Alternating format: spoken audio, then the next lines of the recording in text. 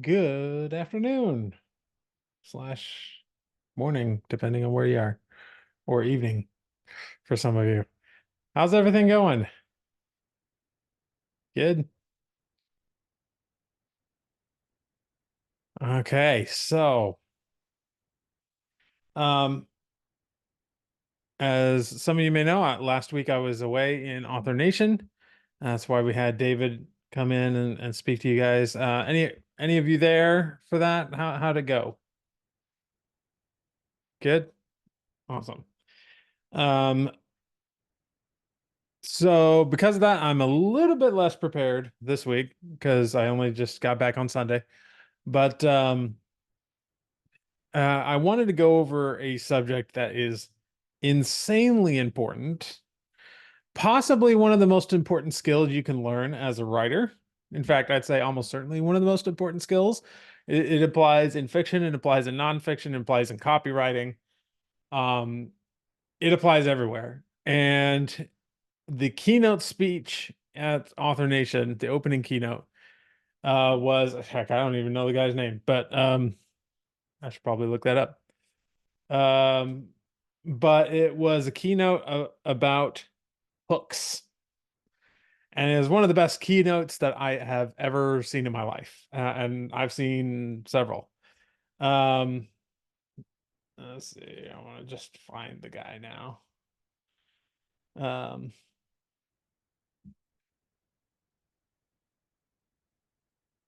yeah, I'll find it. It's the only one that I intend to like go back and watch and study because it was that good. It was one of those things that not only taught us some really good information, but actually put that information into practice inside of the keynote itself. And so I was already kind of planning on going over hooks and the importance of hooks in phase 5 because it's a key part of the marketing side of things. But really, it could also apply to the writing of the book as well. And lots of good stuff to dive into there. So first of all, I want to make this discussion maybe a little bit more interactive. So I'm going to be asking some questions. Feel free to respond verbally or in the chat. But first of all, I just want to get your initial impression. What is a hook?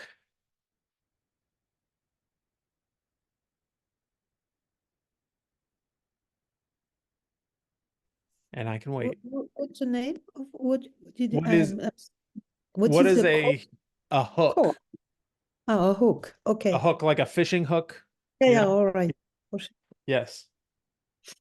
Okay, Jane says something that gets readers engaged in your material. Yeah. That's pretty good. Something compelling that captures and maintains the reader. Good. I like that captures and maintains because that's important. Yeah, it's not just like getting somebody's attention, it's keeping it, right? That's foot in the door. Yeah, something to get people to keep reading. Yeah. Okay, I like this. So this guy started out his presentation by talking about goldfish. You may have heard the idea that a goldfish has an attention span of 9 seconds, and a human being these days has an attention span of 8 seconds. Have you heard that? Um, so I've heard that before a lot, and especially in advertising circles. Um, if you need to run ads, people will often tell you, you're like, you got 8 seconds to capture people's attention. And that we're all like attention deficit at this point because uh, we can't really have more than 8 seconds of our attention on any one thing at a time. So he proceeded to show a video that he had taken of a goldfish. And in this video, the goldfish was taking tiny pebbles from one area of its enclosure to another. All it was doing was like sort of sucking up these little pebbles in its mouth and then moving it over to somewhere else and dropping it. And it did that for, I think he said like 11 minutes. or so, and it was just doing that. So a goldfish has more than 9 seconds of attention span because clearly this goldfish had a plan and stuck with it for a while. It was also pretty funny too, like the guy's commentary and everything. I'll see if I can get. I think the only way you can see this thing is if you got a digital access. I don't know if it's going to go on YouTube later, um, but you guys need to see it. So I will see if I can get my hands on it. So that's how he started it off.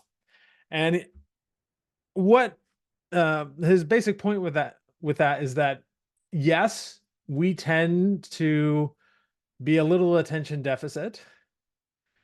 And that's because our attention's being pulled in a million different ways through social media, advertising, all of the different streaming services, etc. And so there's a lot of advice in the publishing world to say write shorter books, write short stories, write novellas, that sort of thing, write in a serial. But that's not necessarily helpful advice because we know that people can hold their attention on something for much longer. Case in point, how many of you have binge watched a show on Netflix before? Like you spent, like, let's say more than 4 hours watching one show. Okay. I think we've all been there at some point. We might not want to admit it, but we've all been there at some point where we've watched at least 4 hours consecutively of a single show. Back in college, we would have like right after finals, we would have a day where a lot of people were still around, but finals were over. So one of those days, we watched all 6 of the George Lucas Star Wars films, episodes 1 through 6, because Disney didn't exist yet, or the Disney Star Wars didn't exist yet. And I remember on another occasion, we watched all 3 of the extended editions of The Lord of the Rings. That's like 10 hours of content, right? In one day. 12 hours in the case of the Star Wars, right? So, because that was 6 films. So we are capable of holding our attention on one thing for a much longer period. We are capable of sticking with something for much longer. And so the question then becomes, how do we get our readers to want to read our books like that?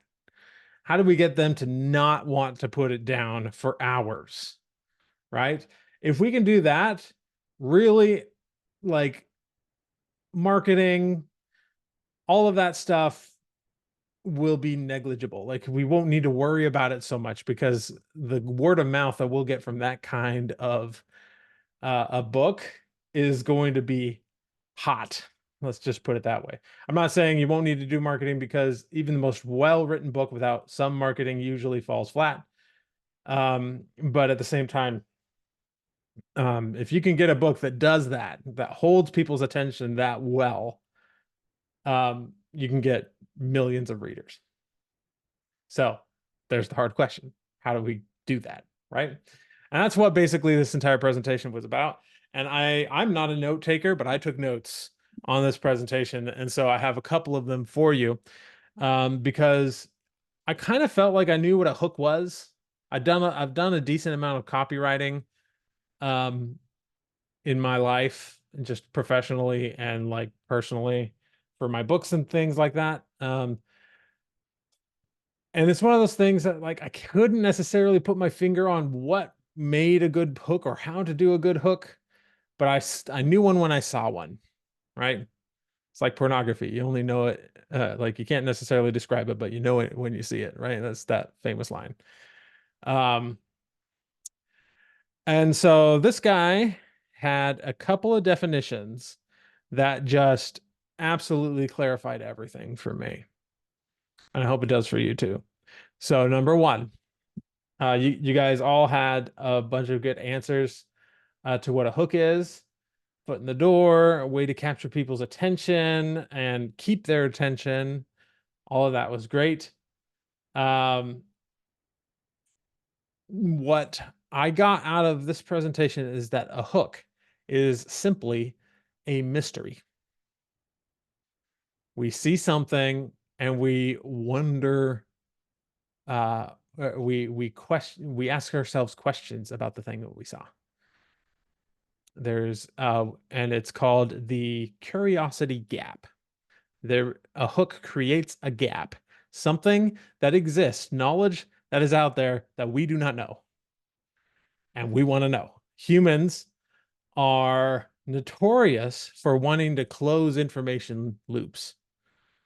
If there's that gap there, we want to close it. We want to know the answer.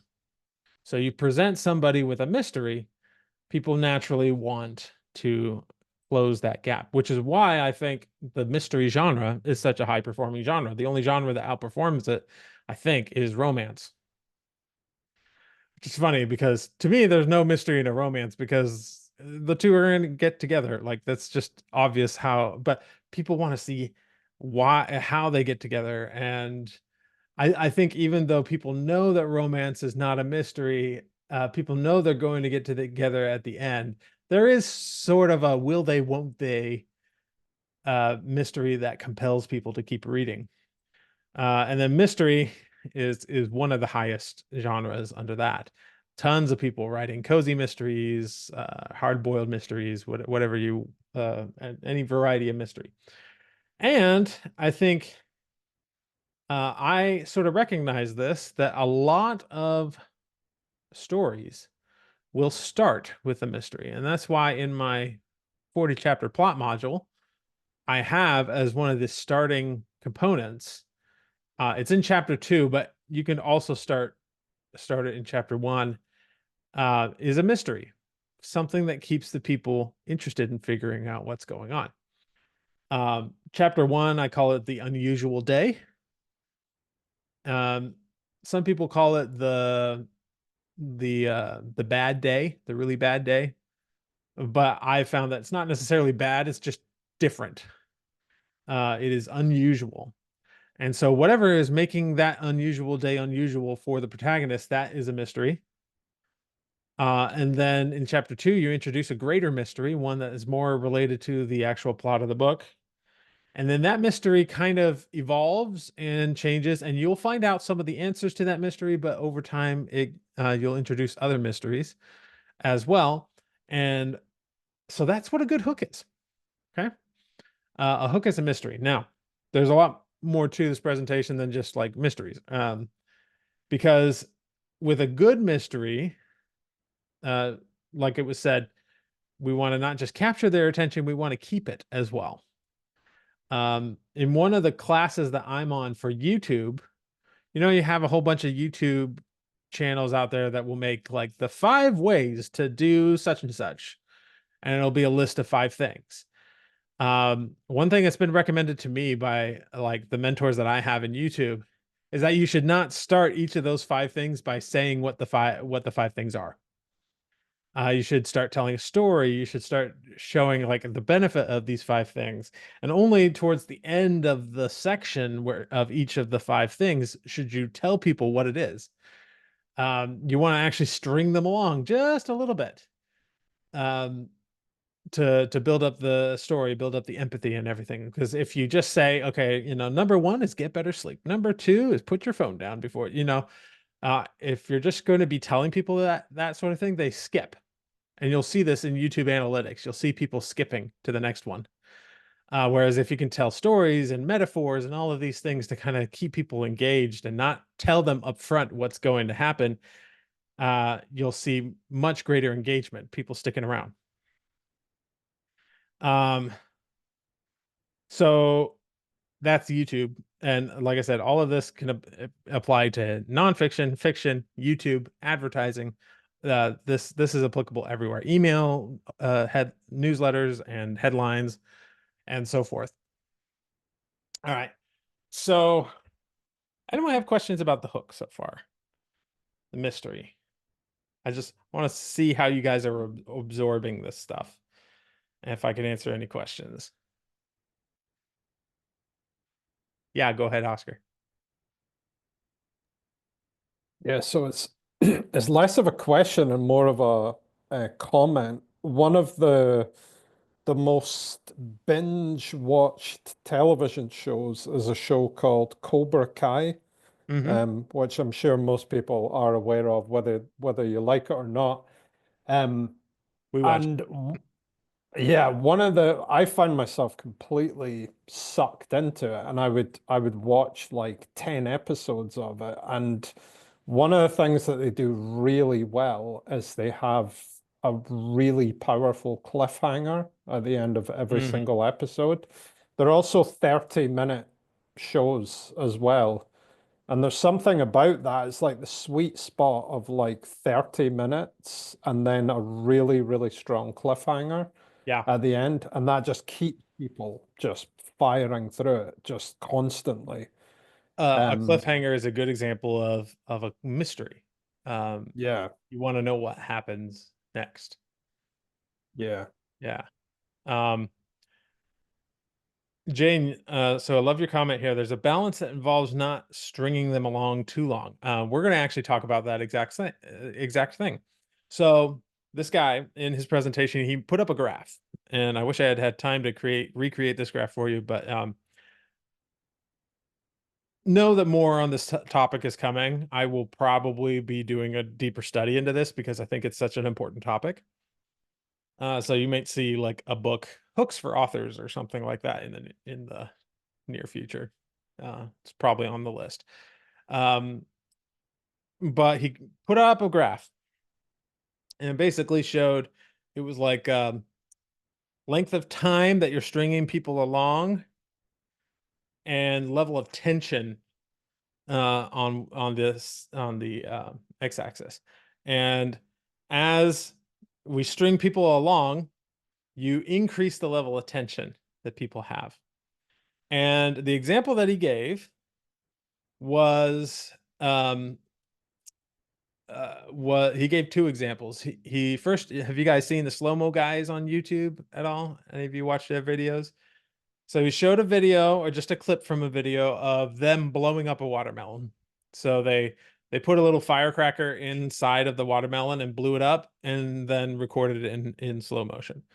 So you see it in real time first, just the thing exploding, right? And then you slow it down into slow motion and show it exploding there. It's really cool, well worth a watch. But he timed how much attention that they have successfully held, and it was something like 20 seconds, right? We see the real time, then we see the slow time, and all together it's like 20 seconds, right? Then he brought up an old account of, and I actually remember when this happened. BuzzFeed went live on Facebook. Same exact concept. We are murdering a watermelon, but they did it in a different way. Anyone want to guess how they did it? How did these people? There are two people um, who went and murdered this watermelon live on Facebook. They did it by stretching rubber bands around it until they had enough rubber bands that that the tension from the rubber bands exploded the watermelon, essentially. It took about an hour for this thing to happen. And midway through, they had over 80,000 people watching live, which is an insane amount of live people watching, right? If you want the best tool to facilitate. And it was a really great example of how well a hook can keep people engaged. And he showed us a bunch of comments like, I was supposed to pick up my kids 40 minutes ago. Like, really hilarious comments. People saying like, just explode, like they're just like, maybe it'll be the next one. And it's this idea of like that everybody was just riveted, one rubber band after another and another. And people were hooked. It had incredible watch time. Most of the people that got on and started watching it watched till the end. It was just a brilliant example of hooking somebody and then increasing that tension over time until finally it exploded. So I told you that this guy had a really good way of showing us, like, practicing what he preached, basically.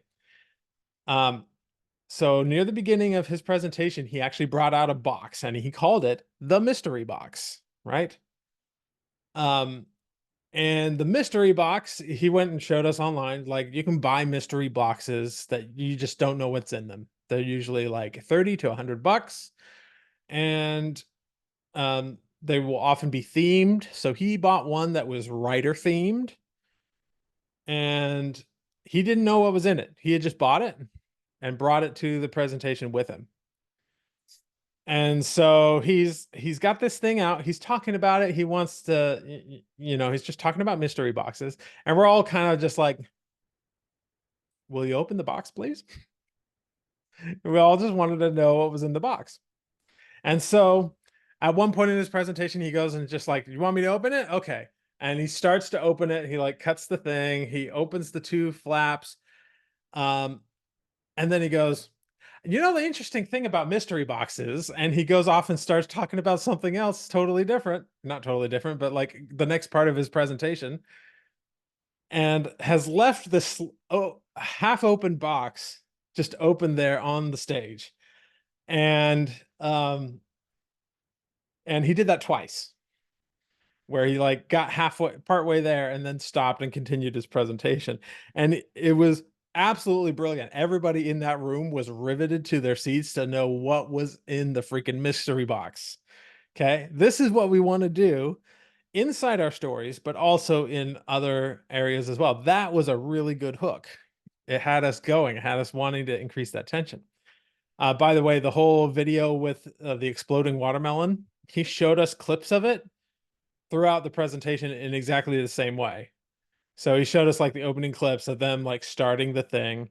And then later he sort of updated us towards the end when it was like any moment now it could explode. People like putting the rubber bands on the watermelon and then going, "Ah!" and just waiting for it to explode. And then he went on with his presentation again. And it was only until the end of the presentation when he actually showed us the clip, boom, the whole thing exploded.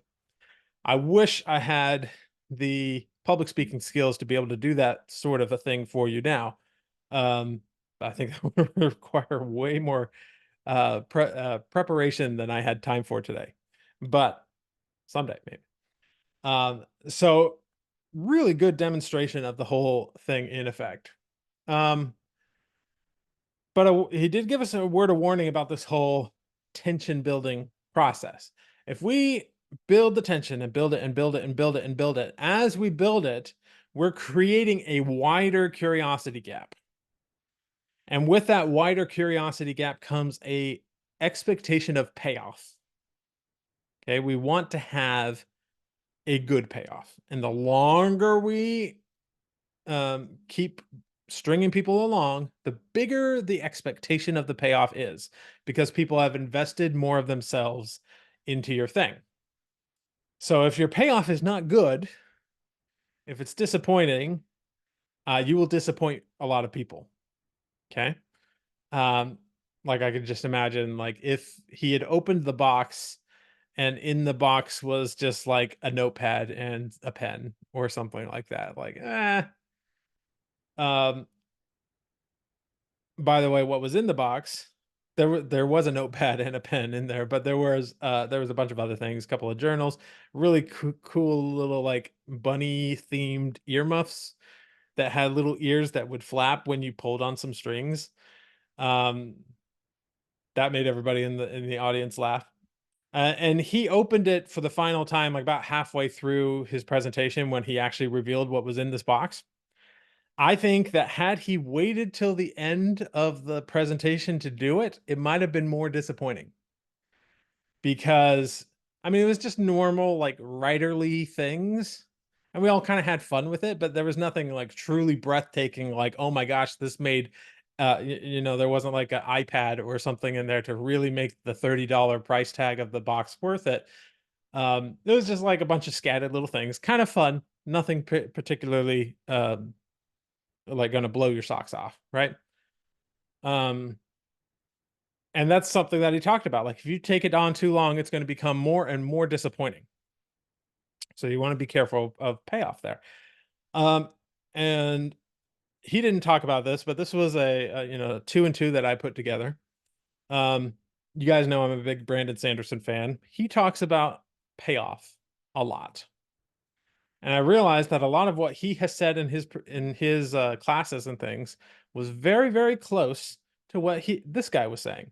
And Brandon Sanderson is known for having like amazing climactic endings, like huge payoffs that are absolutely incredible. And he writes like 400,000 word books, these massive volumes that clearly people read through, it's holding their attention, and then have these massive payoffs at the end. So it made me actually think I need to study Brandon Sanderson even more to understand how he's doing this, because he's clearly got people hooked all the way through this story. Maybe not everybody, but readers of the genre, through this enormous book, and still manages to stick the landing every single time. What he talks about is he has the 3 P's: promises, progress, and payoff. And let me just describe these briefly. Promises is pretty simple. It's your early hooks, the mysteries that you're opening. It's the foreshadowing of things to come. So you're setting up relationships and other things that are going to pay off later in the book. Establishing things like the genre, like that's the simple thing that you establish on page 1. If this is a fantasy, you want to make sure it's clear it's a fantasy right from the get-go, and so on. Those are promises.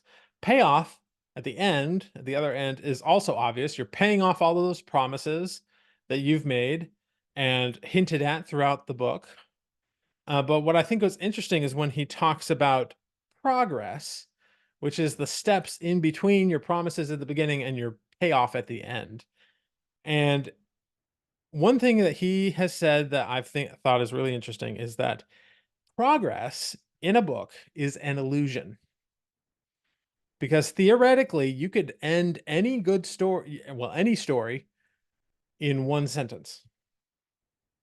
And they lived happily ever after. And they defeated the bad guy, they lived happily ever after. Tolkien could have said, and the Eagles took the ring and dropped it into Mount Doom, and everyone lived happily ever after, right? Technically, that would have finished the story. So why have all of the Lord of the Rings to do that instead, to do it that way? It's because we're creating an illusion of progress. Because that kind of an ending is extremely unsatisfying. We want to take people on a journey, and we do that through progress. So we have steps, we have tension that gets built all through progress. We have hooks stringing people along, mysteries, getting them to keep reading, and they go on this journey, the reader does, so that when we finally deliver the payoff, assuming the payoff is good and worth it, suddenly the whole journey makes the entire experience just an amazing experience for people. And again, if you like fantasy or tolerate it, again, go read Brandon Sanderson, because I think he is probably the best person in the business right now of that whole process of keeping people strung along for a long time and then providing a massive payout at the end. Let's see. So Casey says, sounds like tension is important. Yes, it is. Later down says, raising the stakes. I see. So that brings up a good point. And this is something that the guy talked about that is the simplest explanation that I've ever heard and made everything just like click in my brain. The question is, what increases tension? Because we've talked about the need to increase tension over time throughout the course of the novel, right? What increases tension? I'm curious to hear your thoughts before I give you this guy's definition. What increases tension.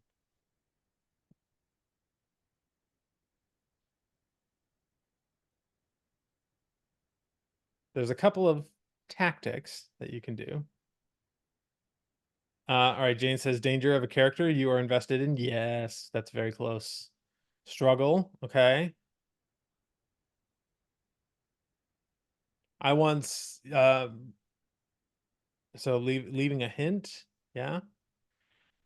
I remember once somebody said like a ticking time bomb is a really good way of increasing tension. It's just one way of increasing tension. Impending doom, conflicts. Do you guys remember the show 24? Sure. Had a timer going. That's the ticking time bomb. That's a great way of increasing tension. Once I learned that, I started seeing the ticking time bomb everywhere. You'll see it in Star Trek a lot. I've been watching a lot of Star Trek lately. There's always like they'll have a problem and they'll be like, okay, we can figure it out. And then like halfway through the episode, something comes in to say, nope, we got to do this now, or these people are going to die, or, you know, whatever the consequence is. Like we have to figure this out in 2 hours or everything is lost. So that's one example of increasing tension. So Gerald says risk. J.K. Frank says raising stakes. What raises stakes? So I think that's kind of just a different way of saying increasing tension, right? Raising the stakes. All right, I'll tell you. Have a character want something and then threaten that thing. I'll say that again. Have a character want something and then threaten that thing. So an obvious, easy example is we want to live, and so you threaten someone with death. You know, common way of increasing stakes. But it's kind of like that's kind of simple and overdone, right? To do just that. That's the sort of thing you'd see in a pulp novel by itself. There are other ways to increase tension. For instance, I've often heard if you have a romance subplot in your book, so let's say this is not a romance novel, but a romance subplot in your novel. One of the greatest ways to increase tension is to develop that romantic plot. Why? Because the protagonist suddenly wants the love interest more. They desires them more, is more invested in their character and cares about them. So we increase that want. And then usually by the end of the story, it's common enough that like towards the very end of the story, there's like a personal plot where it comes down to the main villain and the protagonist and the love interest. And the love interest is usually the one threatened, because that means more than just threatening the life of the protagonist, right? So usually a great, if you have a romantic subplot, a good way to increase the tension is to increase the steps of their relationship, right? So very often it's common to have like the kissing scene around the midpoint of the novel. That's a good moment to increase tension, right? You can have them, you know, whatever their objective is for the story, whether that's like saving the world or just saving their career or whatever the case may be, solving the mystery. When you add obstacles to those things that threaten those things even more, it increases tension. So I thought that was an absolute brilliant way of defining how to increase tension. Because you know, I'll admit, I kind of understood when tension was being increased, but I couldn't necessarily tell you why. I knew that things like a ticking time bomb, right, that threatens the situation more, increases the threat level. I knew that stuff like that was increasing tension. I knew that adding in a romantic subplot increased tension, but I didn't really understand why. It's because the protagonist cares about something and it gets more of a threat. And that threat builds over time. And they might want several things, and you increase the threat level on all of those things. Even better, they might want things that conflict at some point. It's like the end of Spider-Man 1 when he has to choose between saving his girlfriend and saving a whole bunch of kids, right? Clearly there's a conflicting choice there. That is an increase in tension. If you can have conflicting motivations like that, that can really increase tension. Um, does this all make sense? Is this interesting? Because I do think that having solving these skills, the hooks, the tension, the payoff, is going to be one of the biggest ways to increase your um, the investment that people have in your books, right? Let's see. What else did I put? Okay, so um, most of the examples I've been giving you have been um, just examples from inside the fiction, right? But hooks as a category are useful everywhere. So before we leave fiction, I want to talk about opening lines. Your opening line is often the most important in your book because it is a hook. It should be a hook. It should ask questions. And maybe you answer the question further down the page. I would, but it should be something that is different, that is unique, that's interesting, because there's an information gap there, curiosity gap. People are wondering, okay, what's going on here? That's an unusual thing. I would like to, let's go into ChatGPT. And actually, let's go to Perplexity. They'll be better at this. What are some of the most famous opening lines from fiction? And let's go through what some of these are.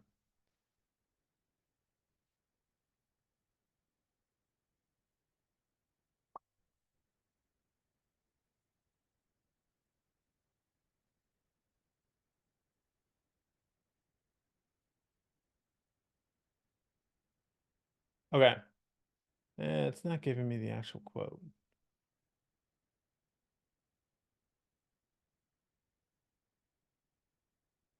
But here's a good one.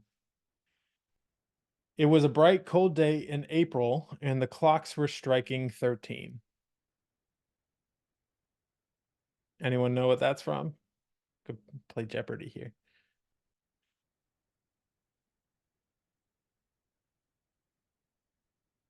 "1984, George Orwell. It was a bright, cold day in April, and the clocks were striking 13.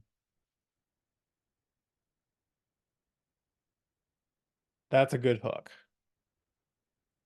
We're all like, clocks only go to 12, man. Like, why is this going to 13? That's a good hook. So Maria has a good example. It was the best of times, it was the worst of times. Charles Dickens, right? Duality, best of times, worst of times. How is that? That's a good hook. Here's a quote from Toni Morrison in Paradise.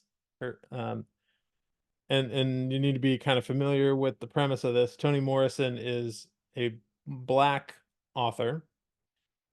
And so the opening line of this book is they shoot the white girl first. That's interesting. Let's see.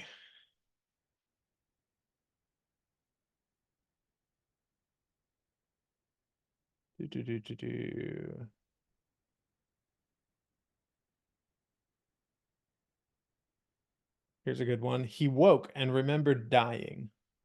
Ken MacLeod, The Stone Canal.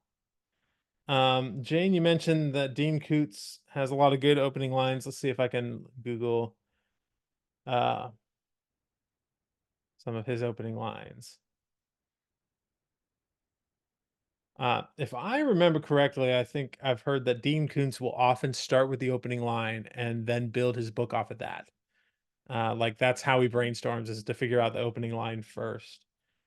Dean Koontz. Death was driving an emerald green Lexus. From his book Winter Moon. Let me see.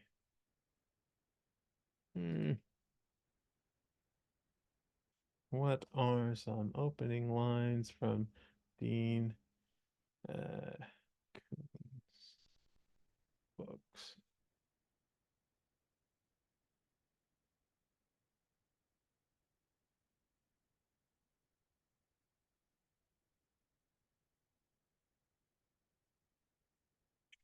Come on, Claude. Claude isn't giving me the exact quote because of copyright restrictions. Just telling me the books that they come from. Let me try this again.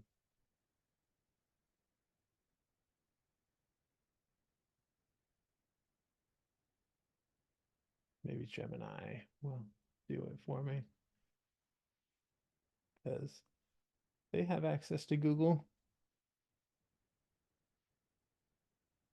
Okay.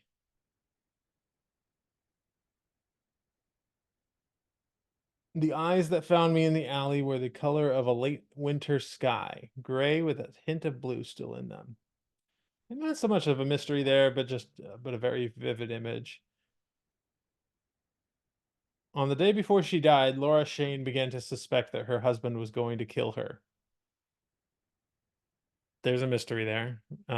So we already know she's going to die. So the question becomes, how does she die? And was it actually her husband that killed her? Once there were 2 moons in the sky, but one fell to the earth many years ago. Some cool world building in there. The dog barked a warning, but I didn't understand. Where there is cake, there is hope, and there is always cake. See, the mystery for that one for me is just like, why are we talking about cake? Like, they're clever lines. And if you look at a lot of opening lines, you will find a lot of them have this sort of mystery attached to them, or at least it begs the question enough to get you to read the second line, right? We got a couple other people here in the chat here. It wasn't a very likely place for disappearances, at least at first glance. First line in outliner. That's a good one. The movie Prestige has the opening line, "Are you watching closely?" That one is a really good one. I've actually heard that used almost word for word in YouTube videos. Well, they'll be like, listen to this, you know? And in fact, if I were to pull up, there is so much literature and courses and everything about writing a good YouTube hook. Okay, because it works the same way. We want to hook people into watching the video and keep them watching the video for as long as possible. So let me actually pull up one of my courses real fast and we'll take a look at that.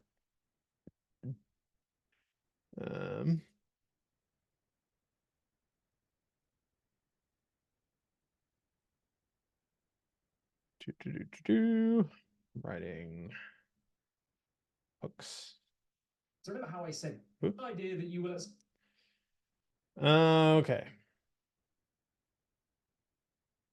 Yeah, so this guy has 8 YouTube hooks. First is in the title and thumbnail. And he's got a whole system for that. And then we have the opening line of the video. Then there's, okay, so that's the actual, okay, hook types. This is what I was looking for. A relatable question. Ask a question addressing a common problem or concern your viewers have. That's pretty common in nonfiction circles. Curiosity-driven questions. Pose a question that sparks curiosity, making viewers eager for the answer.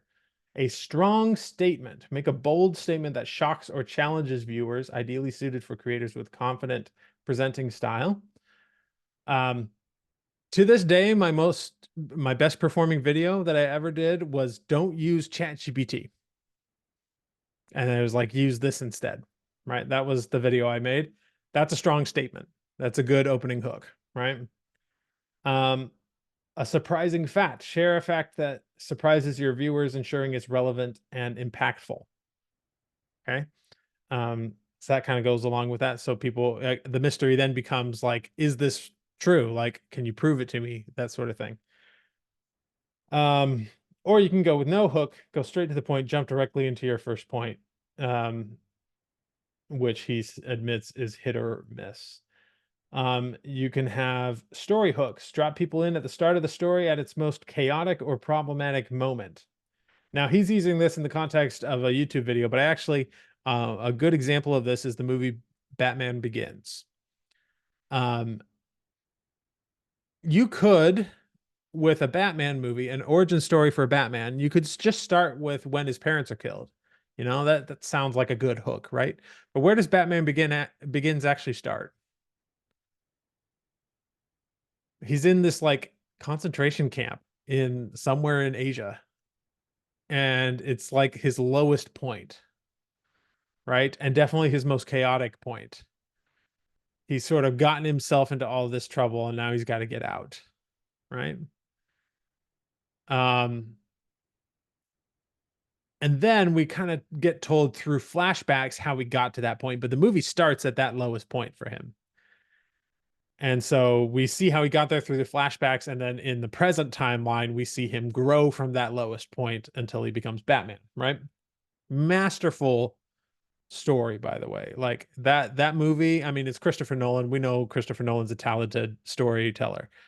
But if you want Christopher Nolan as an amazing storyteller combined with something that makes really good commercial fiction to make money, Batman Begins is a masterclass in that.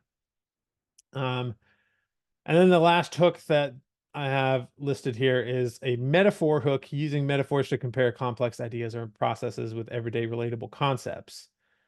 So yeah, that can hook people as well. So that's YouTube videos, but pretty much all of those things apply to any kind of copywriting that you need to do. So this is where we're going to transition to talking a little bit about copywriting. Copywriting is one of those things that authors often don't want to do. It's a completely different skill set of writing. And so it requires double the learning to become a writer for fiction and to understand copywriting. The most common form of copywriting that authors will do is to write a book description. So we could break apart some good book descriptions. Let's just go to Amazon here. Bestsellers, books.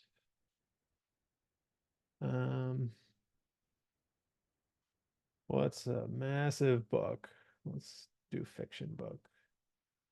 Rebecca. Okay, let's do Fourth Wing by Rebecca Yarros.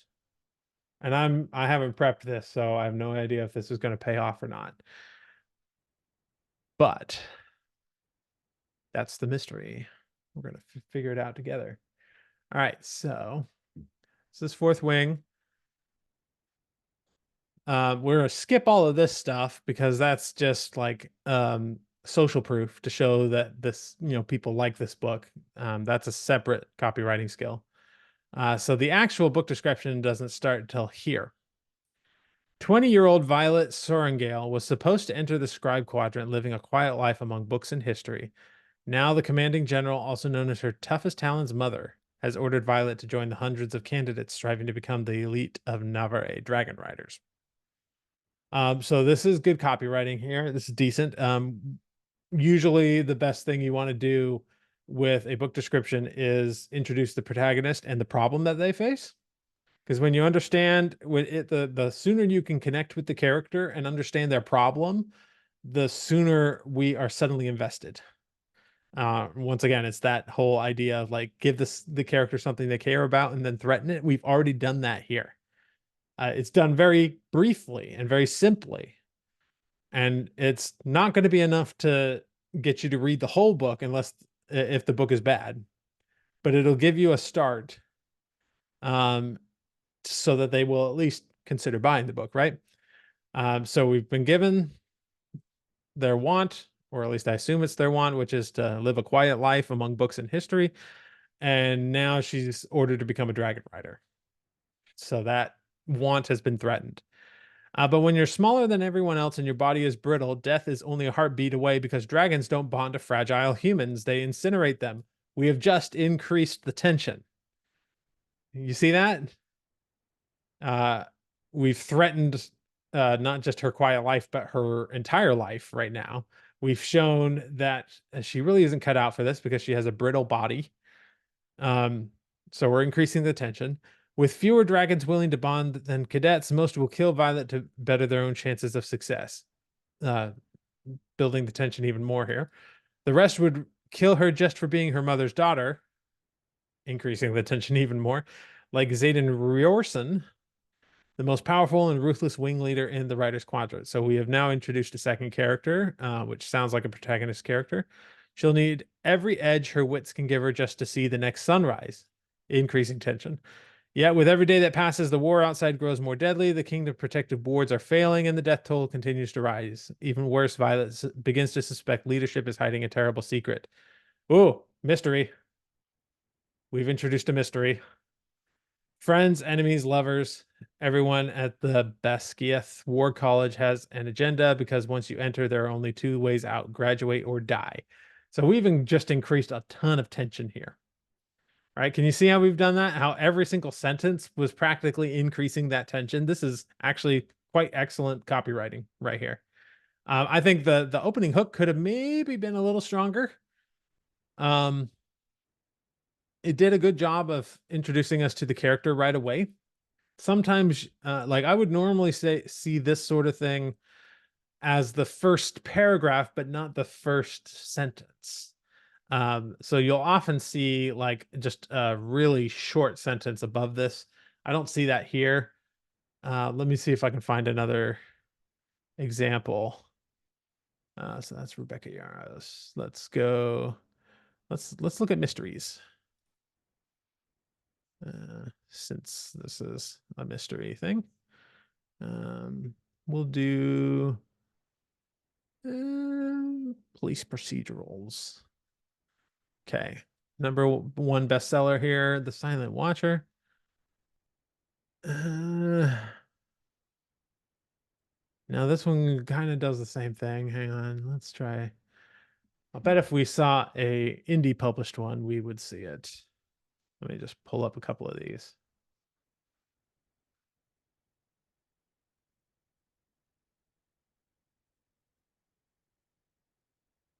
Yeah, this one's kind of close. So you'll often see them bolded, the first sentence or two. The beautiful young woman is perfectly still, curled up in the trunk of the car, her long dark hair hiding her face. Her cotton blouse has ridden up a little, revealing two small dots an inch apart on her back, just like the others. Mystery, instantly, right? And this is a mystery book, so that makes sense. See, a lot of the times, particularly for the traditionally published novels, you'll see stuff like this. That's just accolades saying like, oh, this was a #1 New York Times best-selling author, and explaining what the genre is. I do not consider that to be part of the actual hook.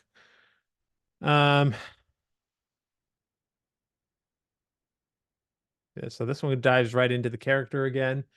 Again, you'll see this like from the beginning, you want to dive into who the character is and what they want as quickly as possible in the book descriptions here. Let's look at another one.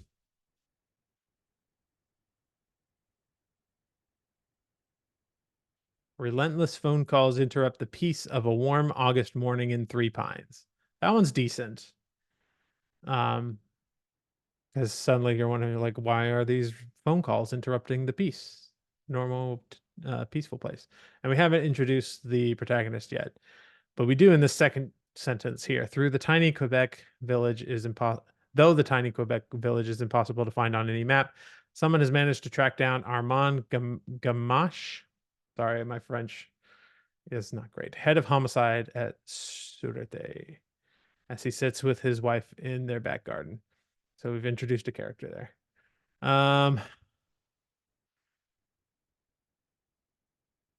LAPD, Detective, Renee. So these are all trad published. I want to try and find this one. No, that's Alex Cross.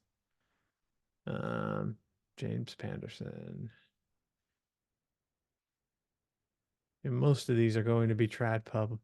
Let's see if I can find. Let's go find a genre that's a lot. Let's do like urban fantasy. That's usually more indie. Where is it?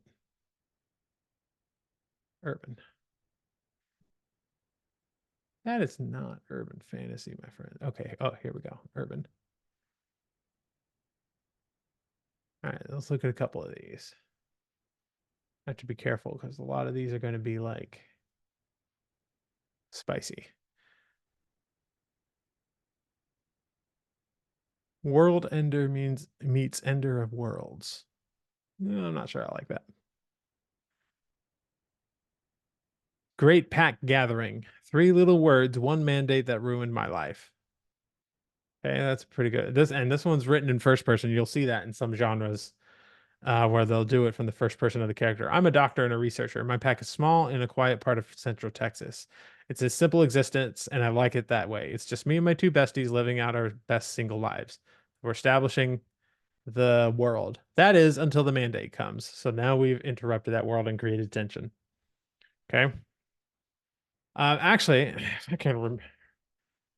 Chris Fox, one of a kind of a legend in indie publishing. He had a really good hook for one of his books. What was it?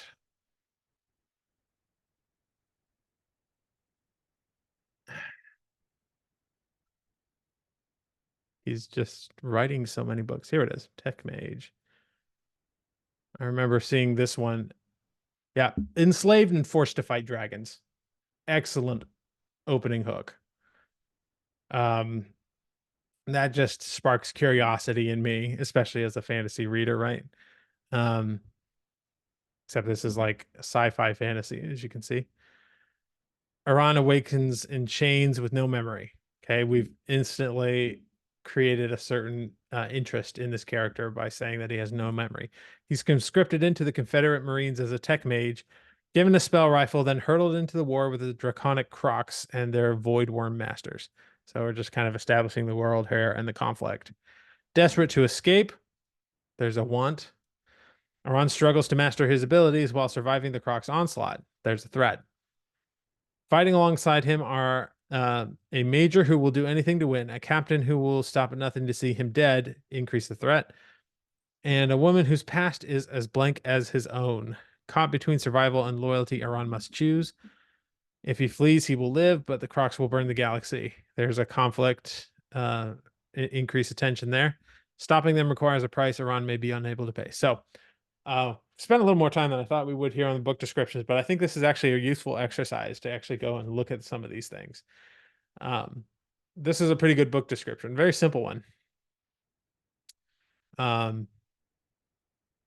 Yeah, this is a pretty good book description. So let's see. Brian Cohen fiction book. So yeah. So Brian Cohen actually wrote mine. But we could go check out his fiction. This is his series. When getting dumped comes with a superpowered upgrade, can this high school sophomore navigate fame and a crew of villains out for his head? That's a decent hook. It's asking a question, so that's always a decent way to do a hook. Ted Finley is resigned to a life trapped in Loserville, planning on moping into his milkshake when dumped by his jockette girlfriend. He's jolted from despair when tattooed goons invade his frequent diner. So again, we have the character established in their ordinary world, and then something threatens that world, increasing the tension. So we've seen this a lot already. This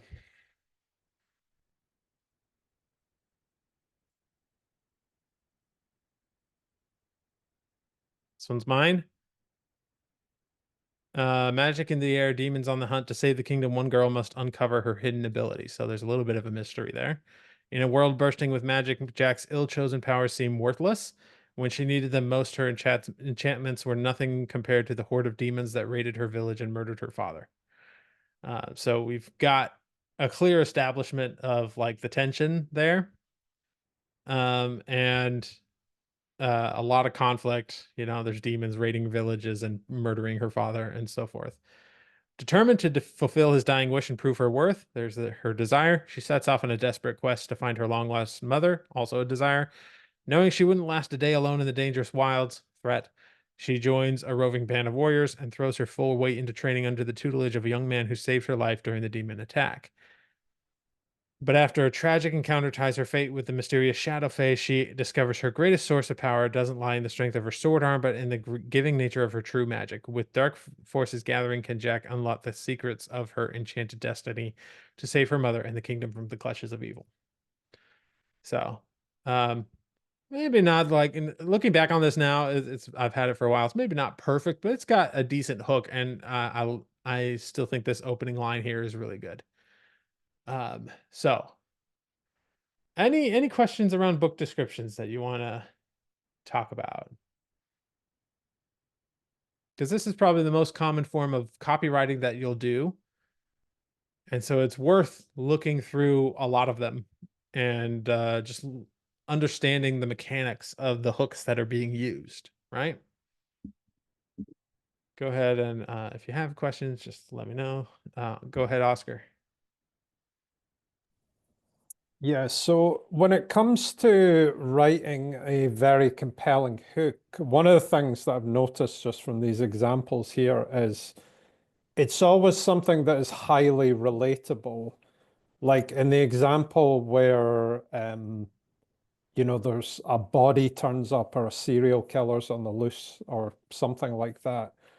It's always something that the reader can completely identify with that makes it compelling. It's not like a sort of mundane mystery or like a virus that's going to kill off a bunch of robots or something. It's always Right. something that is directly relatable. And I suppose my question is, does this all tie in with the amygdala in the brain or something? You know, like Oh yeah.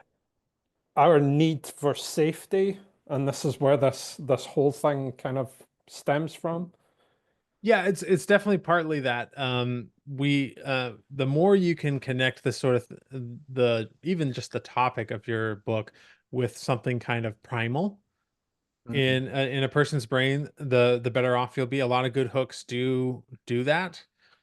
And I would actually describe our need to close a curiosity gap as being a primal thing. Because that's like how we've survived in the past. Like humans are extremely weak creatures when compared to the rest of the animal kingdom. Like we don't have any fur to like protect us. We're not very strong compared to the toughest predators out there. We're not very fast. Um, you know, we have very few evolutionary advantages except one, which is our brain. And that's the whole reason we've been able to survive over the millennia is because of our brain. We're able to adapt and all of that. And so information becomes important. And I think that's one of the reasons why deep down we're all so desperate to uncover the mysteries, because that's how we survive is by uncovering mysteries. And to your point, like you're saying, like all of these things are relatable. They might not be. Like you might have a zombie outbreak or something, but just saying like, oh, the world's devolved into a zombie apocalypse is not very compelling.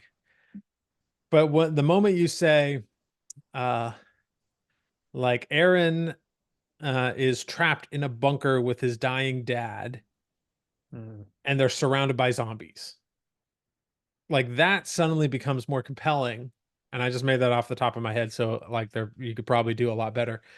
That becomes a lot more compelling because we have a character that cares about somebody. He's trying to protect his dying father. right? Yeah. And it doesn't necessarily matter what's going on in the world at large, like we're in a total zombie apocalypse, but we've zoned in on a specific instance of a character wanting something and caring about something.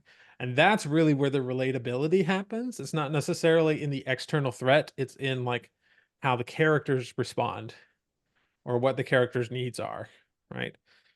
So you could dress that same premise of like a boy caring about his father and being surrounded by some threatening situation. You could apply that to almost any kind of genre, right? It could be a zombie outbreak, it could be an alien invasion, it could be a pandemic, it could be there's a serial killer out there somewhere, it could be that they're on the run from the FBI, or there's all kinds of different situations where you could have the exact same emotional core but different threats. Does that make sense? And those threats could be relatable or not relatable. For most of Yeah. us, we're not going to relate to the kind of threats we read about in these books. It's not why we Yeah. read them. I suppose it's kind of like in the news when let's take, you just mentioned a pandemic there. If you take the COVID example, the news, they weren't talking about statistics. They weren't talking about numbers. They would zoom in on individual stories, like individual cases of young people dying and things like that. Yeah. Because when people hear the numbers, like so many thousand deaths or that, it just We don't, glosses. yeah, we don't Yeah. care about numbers. Mm. And not to get political here, but I kind of had a suspicion that the person who won the US election was going to win because I looked at their advertising and they had better hooks. I'll just say that. They were more emotional hooks. And I've seen examples. So I once had somebody explain to me, this happens a lot in politics where one side will use facts and logic a lot, but the other side uses emotion. And in that case, the emotion wins every time. Every time. Mm. I want, so I'm telling you this one third hand. I heard of someone who attended some event where they were explaining it was a demonstration of this effect of logic versus emotion in effect. And the idea is that um, the topic was, do vaccines cause autism? Right? And again, we're not getting political here, but the first person came up and explained the science about it and just went through the science very logically, just showing like, yes, it doesn't cause autism. We've done all these studies to check it does, all this stuff. But it does not cause autism. We've like triple checked this thing and shows the data and all of this stuff. Makes their point. Vaccines do not cause autism. The second person gets up and says,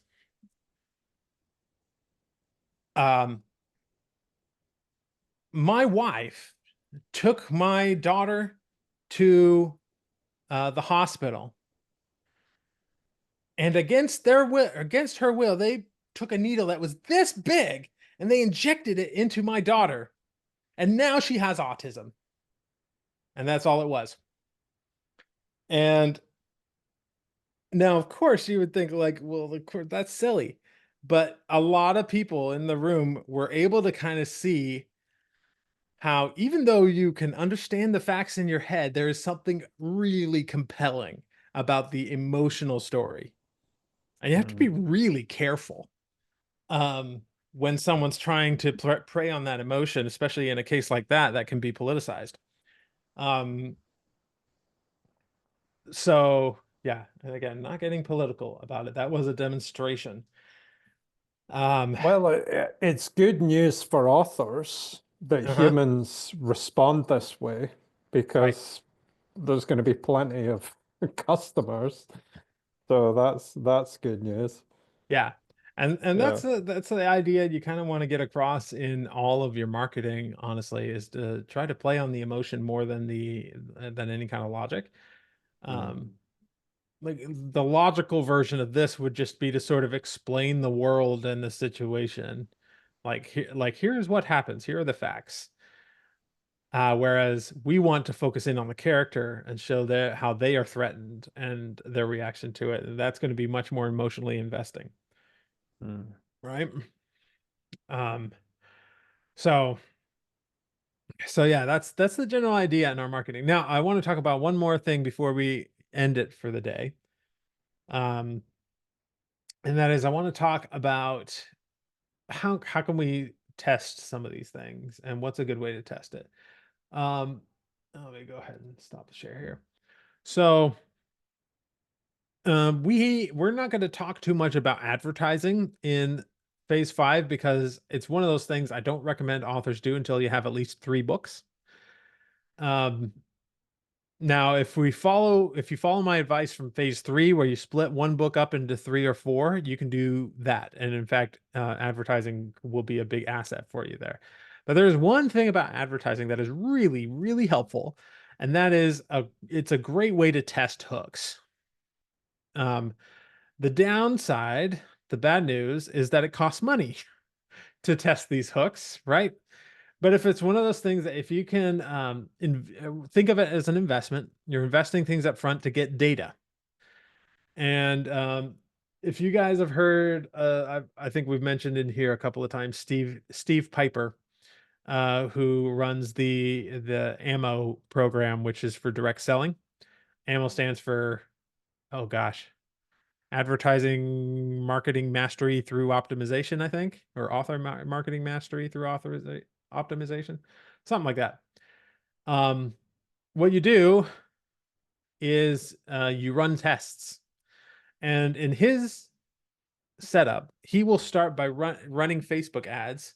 Oh, sorry, my daughter is here, and she's been playing on the iPad. Do you need me to open it for you? You're all done? Okay, can you wait for 10 more minutes? I'm watching her today, so she had my iPad. She's usually good for hours and hours on that iPad, but um anyway, so um so what he does is he will actually create a series of ads. And the only thing on the ad, it's going to be a blank colored background with white letters on it. Or I guess you could do like a really light colored background with black letters on it. But a very simple square, let's just say for sake of argument, with like a navy blue background and white letters. Nice, clean sans serif font. Kind of like think of it as being a sort of breath of fresh air for someone on Facebook who's just inundated with ads all the time. They come across this nice, clean, no gradient, just one background color and one color for the text. And the text has your hook on it. You'll find in this industry, if you go into YouTube, if you go into advertising, any of these things, many of the hooks you thought would perform well end up performing the worst. And sometimes the ones that do perform well end up being the ones that take off. And I don't know why that is, but it's one of the reasons why I recommend testing, because you'll figure it out. Now, I have the advantage of being on YouTube. With my audience there, I can test titles and thumbnails pretty easily, and I just get general feedback from the number of views that a video gets. If it's performing well, I understand, like, okay, I probably did a good hook there, right? Or sometimes the topic can be the problem. It's not really a topic that people are interested in, but even a poor topic can sometimes be turned around with a good hook. In fact, this just happened. I released a video about how to survive in an AI saturated world. And I launched it, and immediately I could tell it was not doing as well as normal videos. And so I went in and changed the title to AI will replace you. Here's how you survive. and I capped all caps on the word will. And it's still not performing like top 10 ever or anything, but you could see exactly when I changed the title because suddenly it started to go up a little bit more. So things like that are good for testing, but easily the easiest way to test, not the cheapest, but the easiest way to test is to run advertising to whatever your product or service is. And Facebook is the best way to do this generally. You can do it also pretty much on any advertising platform. Amazon Ads allows you to change the copy of your ad. You can't change the image. But Facebook is usually the best place to do this, to do the testing, right? So you create this little box with a simple background and your text on it, and all of the you produce a bunch of these, all with different text, but nothing else has changed, right? Nothing else has changed except the text that's in your little image. And you run an ad to each of those and just see which one gets more clicks. Or rather, which one gets a higher percentage of clicks. And you run 30 to 50 bucks on say 10 at a time, 10 different hooks at a time. You'll definitely find one or two that are clear winners. And that is valuable data. And yes, you will have lost 30 to 50 bucks usually to do something like that.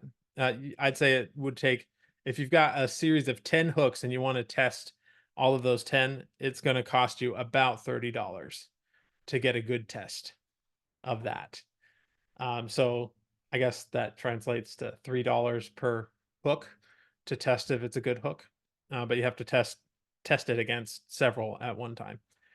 And that's going to give you data, and you can repeat it with more hooks, and continue that until you're done, until you've got a series of hooks that perform really well. And then you can use those in your advertising of your books in other ways. And the way Steve Piper does it, he starts with the hook, just the hook, and nothing else. Then he has you pick the winners, pick like the top 2 winners from your tests, and then use those hooks and start playing around with different images. So you can grab like a bunch of AI images or whatever image fits with your genre and test where everything's the same. Your hook is the same for everything, but with a different image. And then you take the winners of that and you keep iterating and optimizing until you have some really stellar winning ads. And those ads can often perform really well for you, but it takes money and time to determine what the hooks are and what the best images should be and all of that until you've got something good. It's A/B testing at its finest. And A/B testing is really the best way to determine which hooks are actually good, because you'll have some ideas like, I think this is a great book description, or a great Facebook headline, or a great email newsletter headline. And most email services these days will actually let you test A/B test headlines as well. So you can choose 2 headlines and see which one performs best. It'll test like each one at 25% of your list. Maybe I shouldn't say most email newsletters do this. I'm not sure if MailerLite does.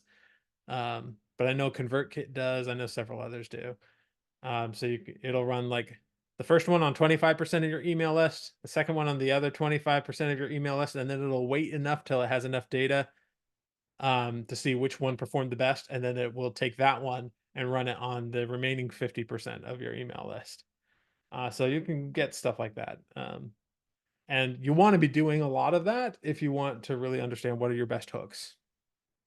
And this is why I include this topic in the subject of marketing in phase 5, because this is mostly a marketing strategy. But that said, Steve Piper actually recommends this. Well, I don't know if he recommends it, but he shows you how to do it. You can actually beta test the opening line of your book this way.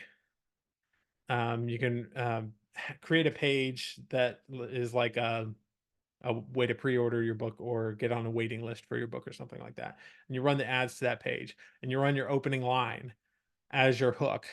when you're testing your Facebook ads for that page, and then they get there, and they can sign up for the waiting list and all of that. But it's a great way to test which is going to be the best opening line. So by the time you release your book, you can actually have a tested opening line, and this opening line hooks people. You could do the same with your book title, with all kinds of things. That's something Tim Ferriss did. So if you guys don't know Tim Ferriss, he's the author of the book The 4-Hour Work Week. Well, I forget off the top of my head what was the original title for the 4-Hour Work Week.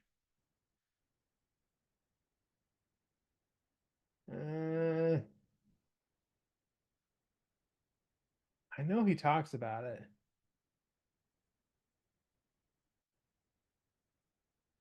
Oh yeah, here it is. The original title for the semi-autobiographical self-help book, The 4-Hour Work Week, was Drug Dealing for Fun and Profit.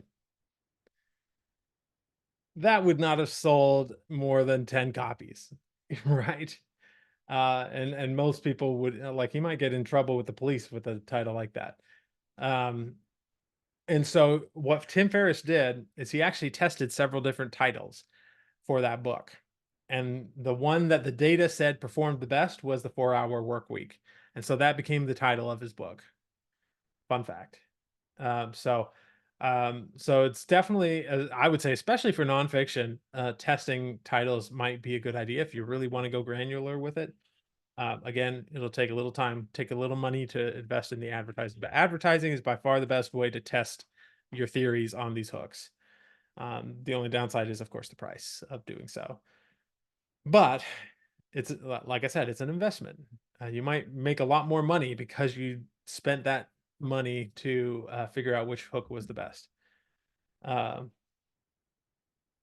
Yeah, so Oscar points out Tim Ferriss also put fake covers over other books in a physical bookshop and watched people pick them up. Tim Ferriss is an interesting individual, I'll just say that. He's bold. So I think that's probably enough as far as like the full as far as information it goes today, but let's take a few minutes for questions if you have them, comments, concerns, shots across the bow, whatever you want to say.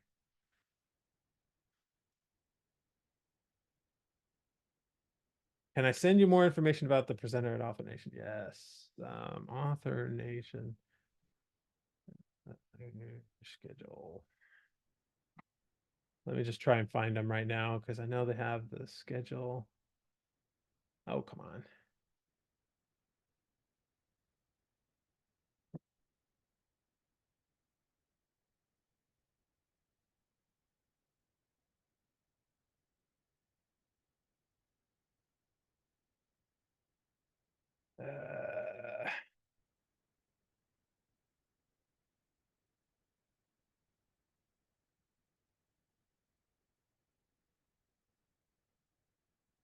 Okay, I'm not seeing it in an obvious place right now, but I will definitely look it up and share it with you. I'll put it in the Facebook group.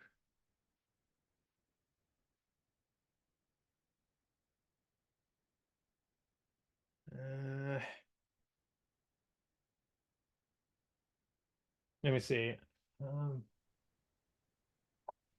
Wednesday, Thursday, Monday. Jason, did they give any kind of literature that it might be listed on at Author Nation by any chance? Not that I have on me. Can I ask another question about the alternation? Oh, I found Would it. it be, would getting the digital videos that I guess will be released in January be worthwhile for those of us who've been kind of studying with you? And Some of them definitely, like for myself, I found a lot of the information to be kind of basic. But I've been in this industry for a while, and usually that happens as you go to these conferences over and over. You start to see the same sort of stuff. But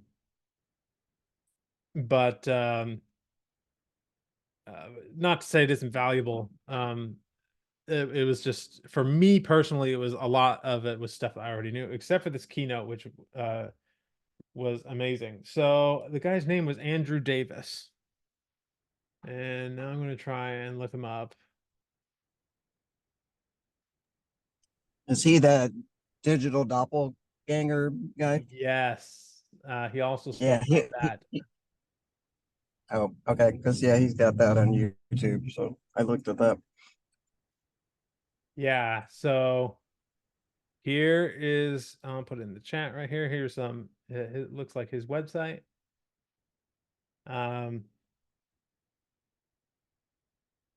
Looks like he's a typical business, like public speaker and stuff like that. So he's not like a fiction author per se.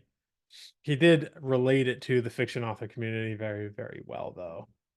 And you'll see with like public speakers like this, they know storytelling. Even if they don't write stories, they know storytelling really, really well because you have to when you're a public speaker. Yeah, so that's the guy. He looks a little bit like that one actor from who Wash from Firefly. Anyway, not important. Okay, so Jess asked any Sudowrite news from Author Nation.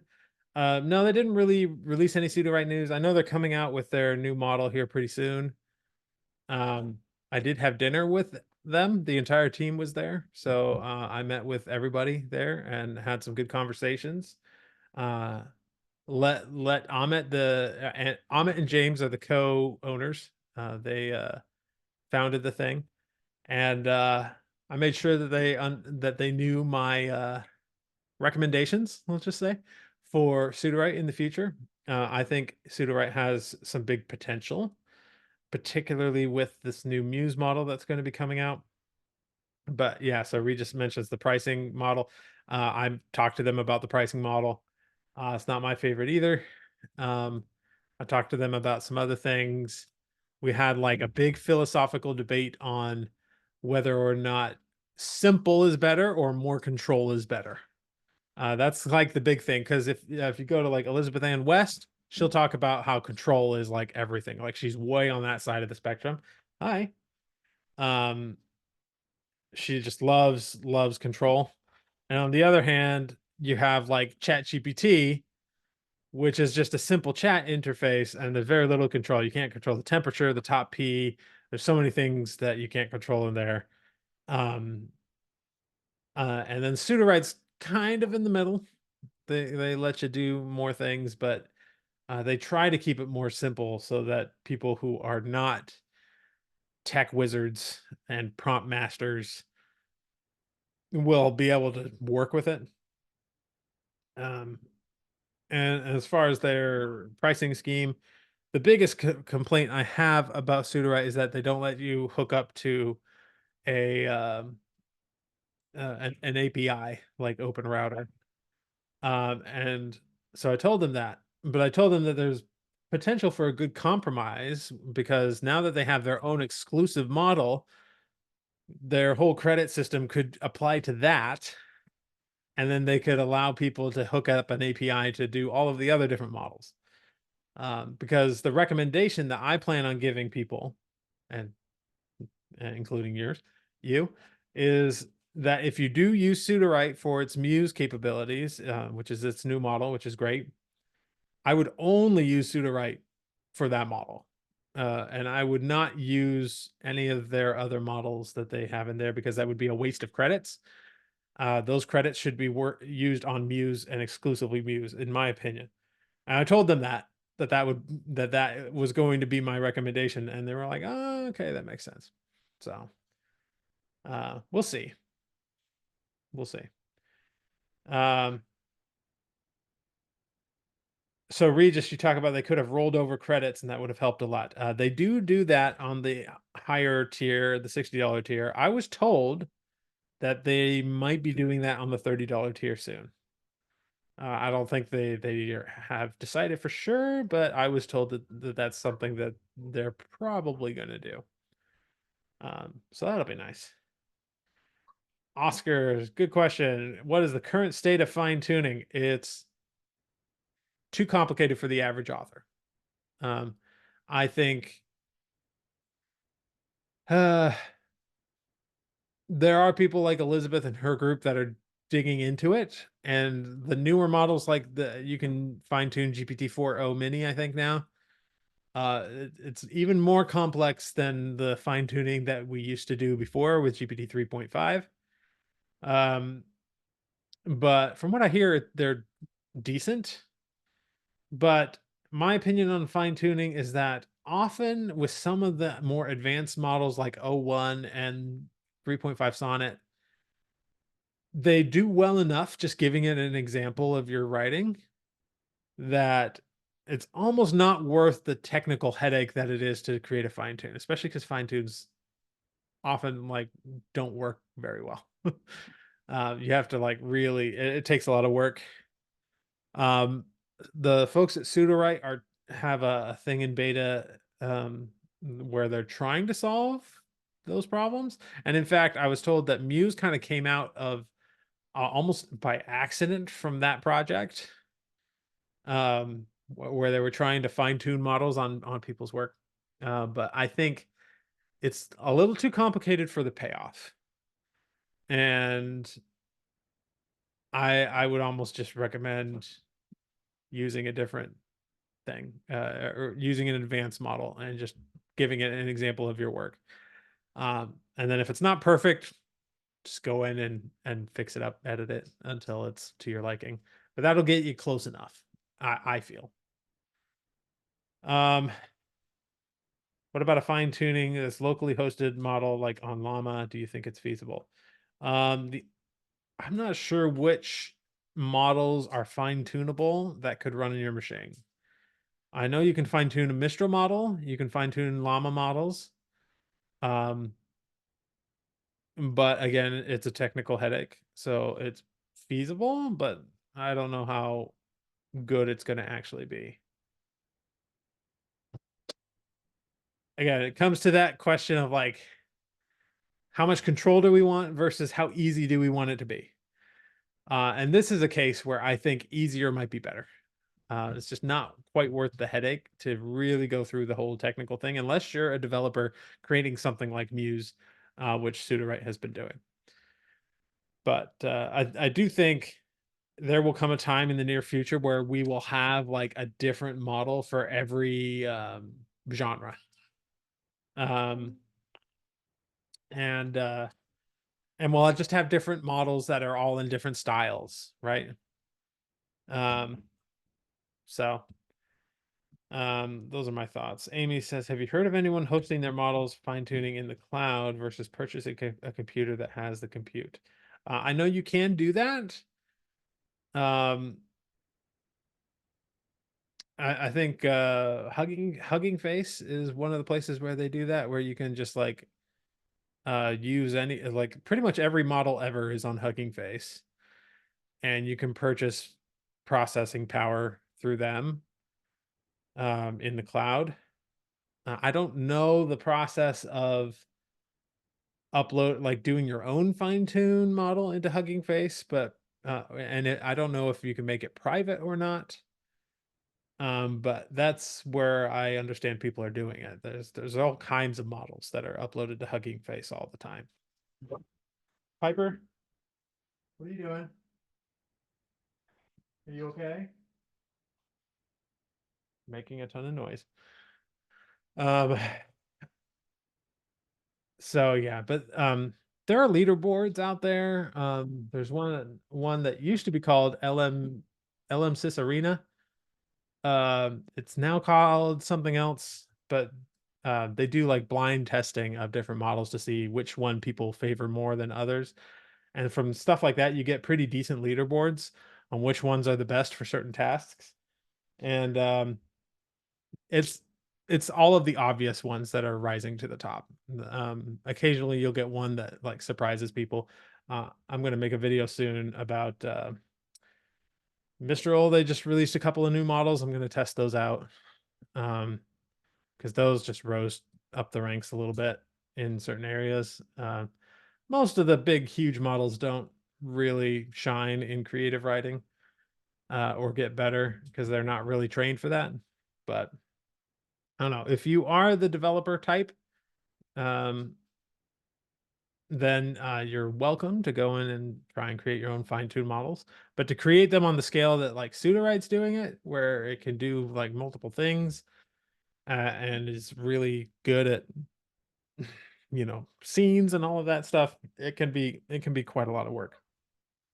They can do it because they have AI engineers and venture capital money and stuff. So yeah, those are my thoughts on that. All right, I think that'll have to do it for now. I've got to go pick my wife up and make sure this little girl is good. So thank you all for being here. Be sure, if you have more questions, just let me know in the Facebook group.